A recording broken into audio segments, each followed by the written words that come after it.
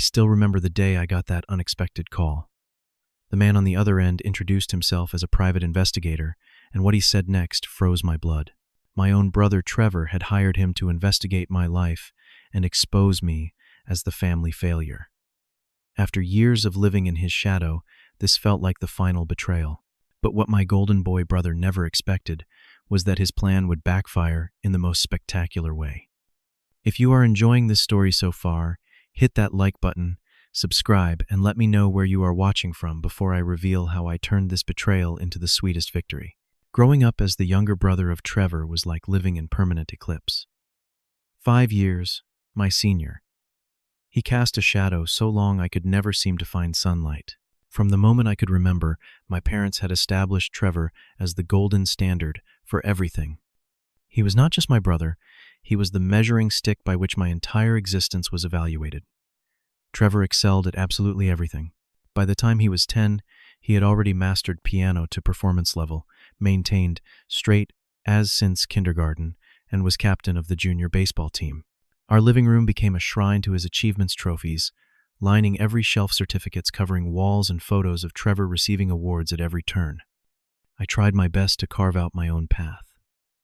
When I brought home a B+ in science, my father asked why it was not an A like Trevor always got. When I made the basketball team, but not as captain, my mother smiled politely and said, "Well, not everyone can be like your brother." They never meant to hurt me, I believe that now, but the constant comparisons created wounds that ran deep. Our family dinners often turned into Trevor appreciation ceremonies. "Trevor got another scholarship offer today," my mother would announce. "Trevor has been invited to a special leadership conference," my father would beam. I would sit quietly pushing food around my plate, my achievements either forgotten or diminished by comparison. Trevor could have been my ally. He could have helped ease the pressure. Instead, he seemed to relish his position as the family star. He would casually mention how easy he found his advanced classes, while I struggled with regular ones. When I expressed interest in computer programming in high school, Trevor mentioned he had taken a coding class once and created an app right away, though he just did not find it challenging enough to continue. The pattern continued through high school.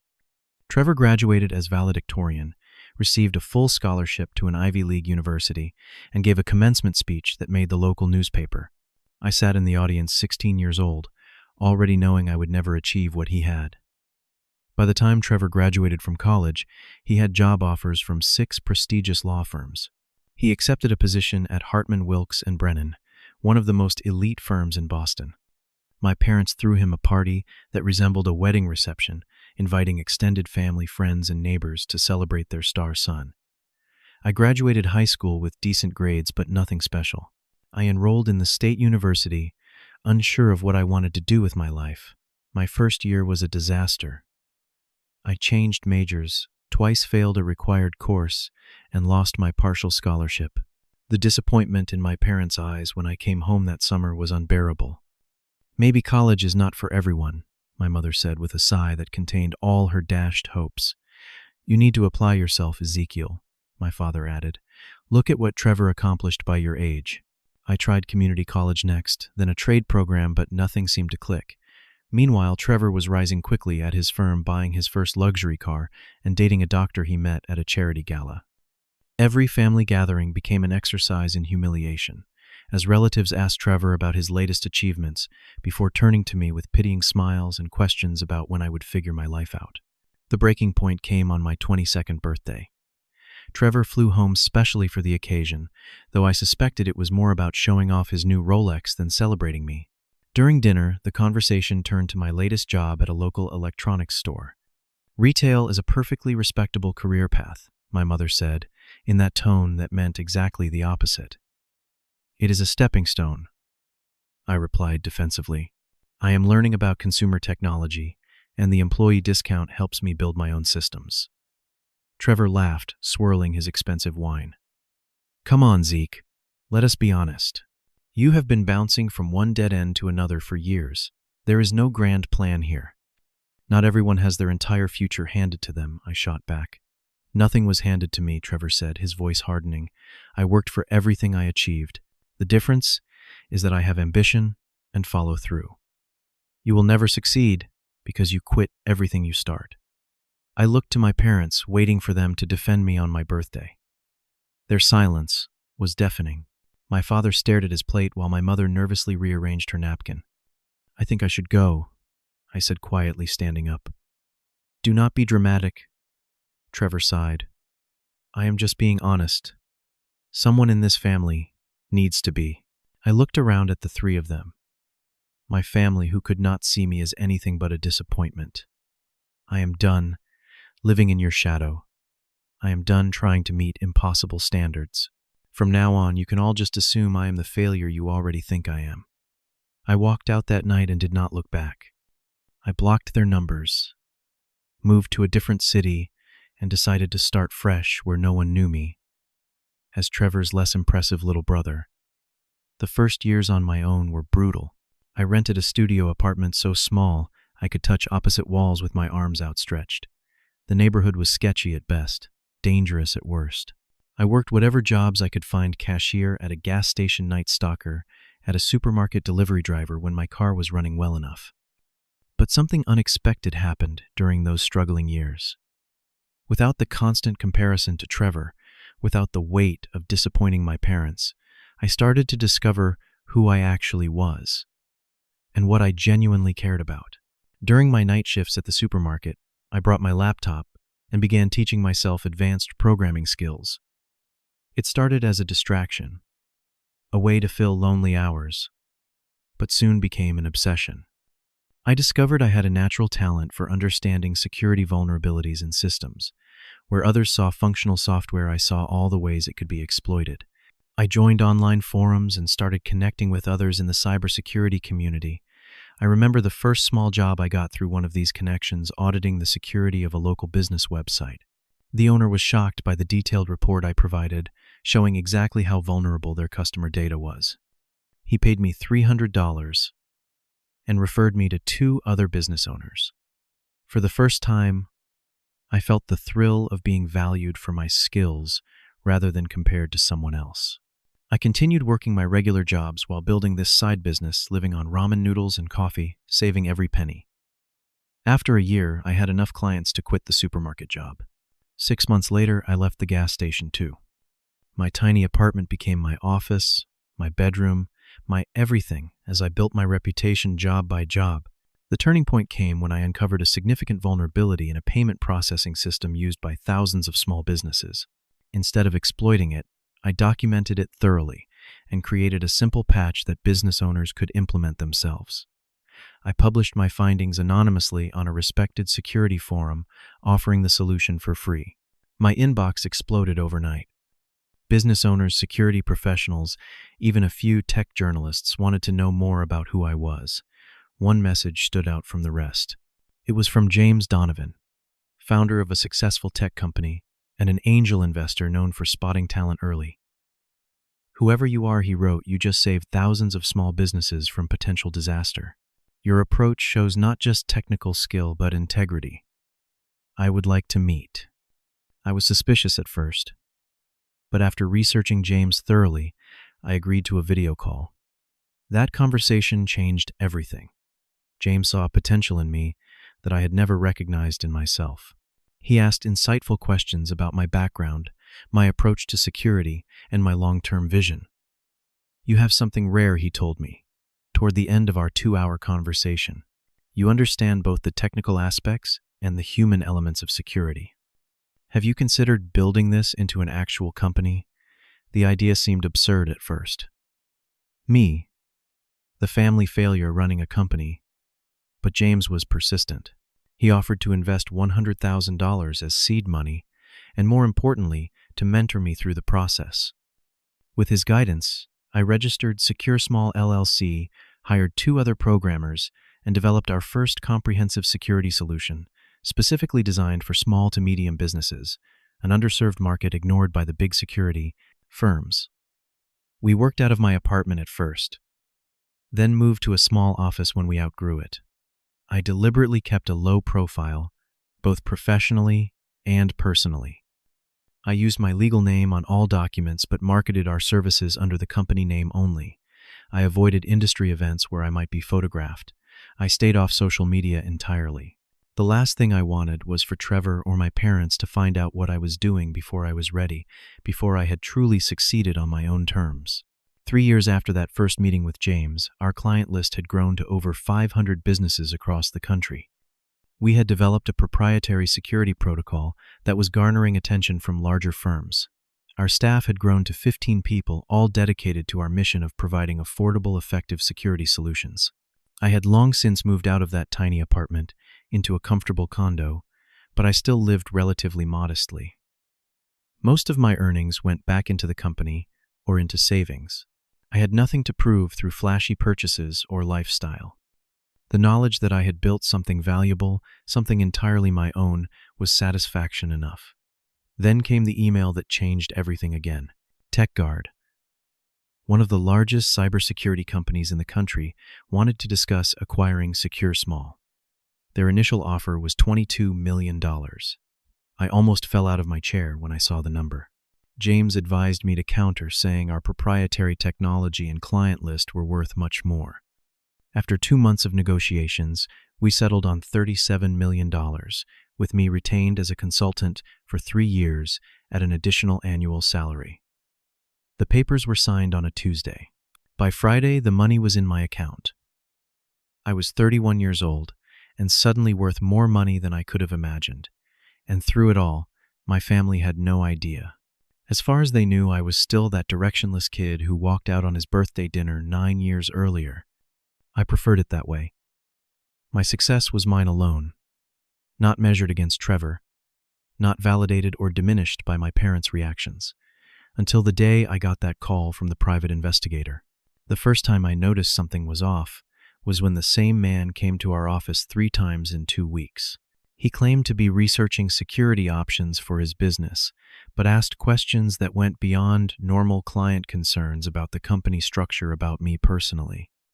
I mentioned it to our head of security, who ran a background check. The man's business did not exist. I increased our office security but did not confront him. I was curious about what he wanted. When I spotted him following me to my favorite lunch spot, I decided to see how long this would play out. I started noticing other signs of surveillance: a car parked too long outside my condo, unusual activity on my rarely used social media accounts. After about 3 weeks of this dance, I received a call from a blocked number. "Mr. Ezekiel Lawson," a deep voice asked. "Speaking. Who is this?" "My name is Samuel Barnes. I am a private investigator, and we need to talk about your brother, Trevor." My heart hammered against my ribs. "I do not have any contact with my brother." "I know," Samuel said. "That is part of why he hired me to find you. Could we meet in person? I have information you should hear." Against my better judgment, I agreed to meet at a public cafe the next day. Samuel Barnes was a serious-looking man in his 50s, with military posture and observant eyes that missed nothing. He ordered black coffee and got straight to the point. "I was hired by Trevor Lawson 6 weeks ago to investigate you. He wanted me to compile evidence that you had failed in life, that you were working minimum wage jobs, possibly with substance abuse issues, living in squalor. He specifically instructed me to take photos that would confirm his family's view of you as the, and I quote, perpetual disappointment." The word stung, even after all these years. "And did you find what he was looking for?"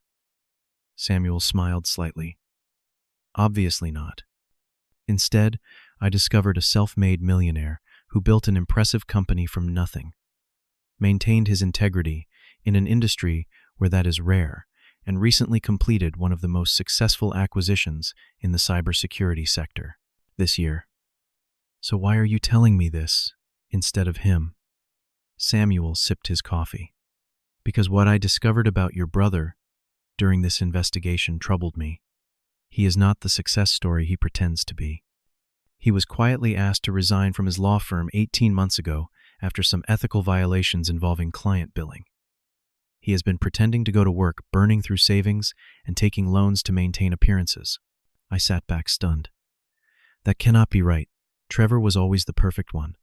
The pressure to maintain that perfect image apparently became too much," Samuel said. "Your parents do not know yet.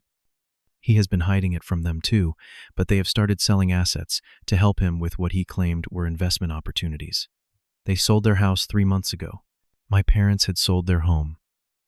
The house they had lived in for 40 years, where all our childhood memories were stored. Why would Trevor want to find evidence of my failures now? From what I can gather, he needs to prove that despite his setbacks, he is still more successful than you. He is afraid your parents will discover his situation and wanted preemptive evidence that you were worse off. A distraction. I stared into my untouched coffee, processing this information. So what happens now? You report back to him that I am actually doing well. Samuel shook his head. I have a certain discretion in my work. I choose what information to share with clients based on ethical considerations. I will tell Trevor I found you working in IT support with a modest lifestyle. Nothing worth documenting. His money would have been better spent on financial counseling. Why would you do that? Because in my investigation, I also learned you fund a scholarship for first-generation college students. You donate to the shelter where you once volunteered. You pay your employees well above industry standard. Your brother hired me to find a failure, but I found a man of character instead. I do not believe feeding his resentment serves anyone, least of all him. I thought about it for a long moment. My parents. Are they going to be okay? They are moving to a small apartment next month. Your father has postponed retirement to help with expenses. Something shifted inside me. Despite everything, they were still my parents. Thank you for telling me this, Samuel. He nodded, standing to leave. What you do with this information is your business. But from one son to another, family complications do not get simpler with time or distance. After he left, I sat there for another hour, thinking about my family for the first time in years, without anger clouding my judgment. I finally took out my phone and made a call I never thought I would make. The annual Lawson family Thanksgiving dinner was still held the weekend before the actual holiday. Some traditions never change. I stood on the porch of my Aunt Susan's house where the gathering had moved after my parents sold their home, holding a bottle of wine and fighting the urge to turn around and drive away. Before I could reconsider, the door swung open. My mother stood there 9 years older than when I had last seen her, her hair now completely gray. Her hands flew to her mouth. Ezekiel, is it really you? Hi, Mom? I said, my prepared speech evaporating. She pulled me into a hug so tight it hurt, sobbing against my shoulder. My father appeared behind her, thinner than I remembered, looking shocked. You came, he said simply, his voice rough with emotion. The commotion brought others to the entryway. Aunts, uncles, cousins, all staring in disbelief at the prodigal son returned. And then Trevor pushing through the crowd, his face a mask of controlled surprise. Well, look who decided to grace us with his presence after all these years, he said, his tone light, but eyes cold. Trevor, I nodded. Good to see you. The tension was broken by my Aunt Susan, ushering everyone to the dining room. I found myself seated directly across from Trevor, with my parents on either side of him. The first part of the meal was awkward, everyone trying to avoid the elephant in the room, asking me safe questions about where I lived now, carefully avoiding any mention of the years of silence. Trevor grew increasingly agitated as the meal progressed, especially when our uncle complimented me on how well I looked successful. Even he had added with a smile. Finally, Trevor put down his fork with a clatter. So, Ezekiel, what brings you back after disappearing for 9 years? Must be a pretty compelling reason to remember your family suddenly exists. My mother shot him a warning look. Trevor, please. No, Mom, I want to know. We have not heard a word from him in almost a decade, and suddenly he shows up for Thanksgiving. What changed? I took a deep breath. I thought it was time to reconnect with my family. Trevor laughed sharply. Just like that, no explanation, no apology for the years of worry you caused our parents. I am sorry for the worry, I said, sincerely looking at my parents. That was never my intention. Trevor's face flushed. You know what? Let us be honest here. I hired a private investigator to find you. A hush fell over the table. My mother gasped. You did what my father asked. I was worried, Trevor said defensively. He disappeared, could have been dead for all we knew. I hired someone to make sure he was okay. And what did this investigator find? I asked calmly. Trevor faltered slightly. He said you were doing fine, working some IT job, living a normal life. Nothing special but getting by. I nodded slowly. That is partially true. I do work in IT in a manner of speaking. I founded a cybersecurity company 9 years ago. We specialized in protecting small businesses from data breaches. 3 months ago, my company was acquired for $37 million. The silence was absolute.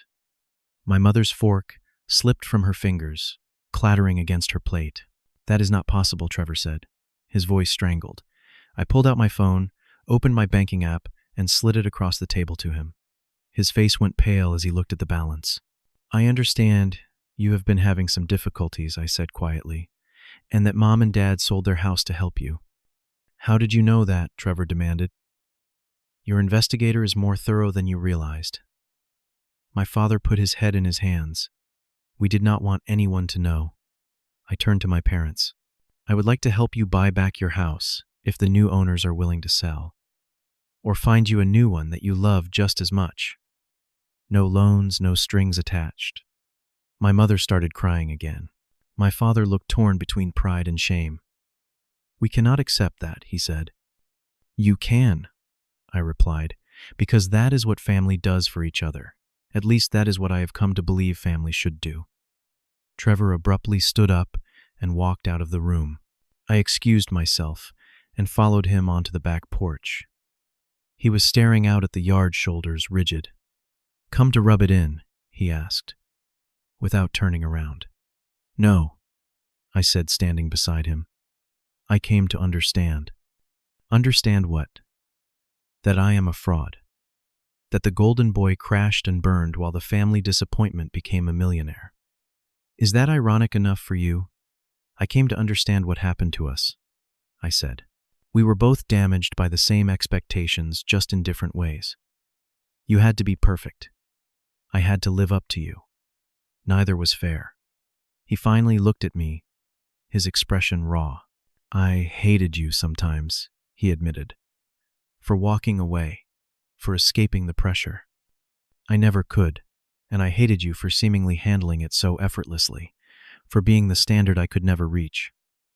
We stood in silence for a moment. So what now? Trevor finally asked. You saved the day with your millions, while I am the failure.